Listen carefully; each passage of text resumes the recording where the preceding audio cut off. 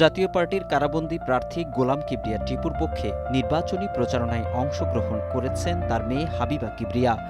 এর মধ্যে দলের কেন্দ্রীয় ও স্থানীয় নেতাকর্মীদের সহায়তায় বিভিন্ন স্থানে প্রচারণা কমিটি গঠন করেছেন তিনি। সেই সাথে মানুষের কাছে বাবার জন্য ভোট প্রার্থনা করছেন। হাবিবার বাবা জাতীয় পার্টির প্রেসিডিয়াম সদস্য ও প্রার্থী গোলাম কিবরিয়া টিপু বরিশাল ৩ বাবুগঞ্জ মুলাদি আসন থেকে ভোটের মাঠে লড়ছেন। তিনি এ আসন থেকে এর আগে ৩ বার সংসদ সদস্য নির্বাচিত হয়েছেন।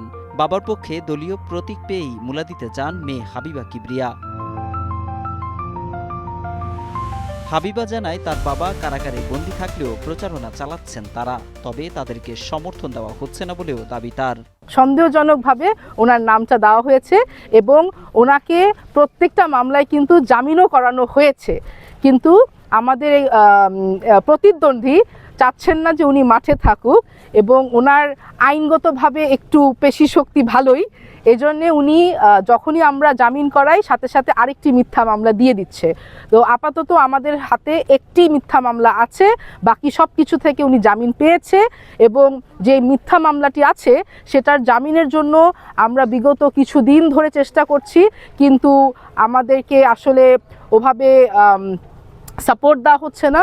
অতএব আমি নির্বাচন কমিশনের দৃষ্টি আকর্ষণ করছি যে আমাদের মনোনয়ন বৈধ হয়েছে, আমরা আইনগতভাবে সব দিক দিয়ে ক্লিয়ার। দয়া করে আমাদের ব্যাপারটা দেখবেন এবং আমাদের যে প্রার্থী গোলাম কিবরিয়া টিপুকে মাঠে এসে ফেয়ার চান্স দেওয়ার চেষ্টা করবেন যাতে উনি নির্বাচনী প্রচারণাটা করতে পারে। হাবিবা কিবরিয়া আরও দাবি করেছেন তাদের প্রচারণায় হুমকি ধামকিও দেওয়া হচ্ছে। অন্যান্য জায়গায় প্রচারণা চালাচ্ছে, সেখানে একটি দল তাদের পেশি শক্তি ব্যবহার করে হুমকি দুমকি দিচ্ছে আমাদের লোকজনকে। অতএব আমি প্রশাসনের দৃষ্টি আকর্ষণ করছি, আপনারা যেভাবে আমাকে সাপোর্ট দিচ্ছেন, আমাদের নেতাকর্মী যারা, আমাদের দলীয় লোক যারা বা যারা আমাদের ভালোবেসে আমাদের প্রচারণা করছে, তাদের প্রতিও একটু দৃষ্টি আকর্ষণ দিবেন। তবে প্রচারণায় লেভেল প্লেইং ফিল্ড না পাওয়ার দাবি করেছেন জাতীয় পার্টির প্রেসিডিয়াম সদস্য ইকবাল হোসেন তাপস। যে আমরা লেভেল প্লেইং ফিল্ড পাচ্ছি না, স্পেশালি বাবুগঞ্জ এবং মুলাদিতে পাচ্ছি না। কারণ হলো আমাদের প্রার্থী আমাদের মাঝে নাই। এখানে অন্য প্রার্থীরা প্রচারণা চালাচ্ছে, কিন্তু আমরা আমাদের প্রার্থী প্রচারণা চালাতে পারছে না।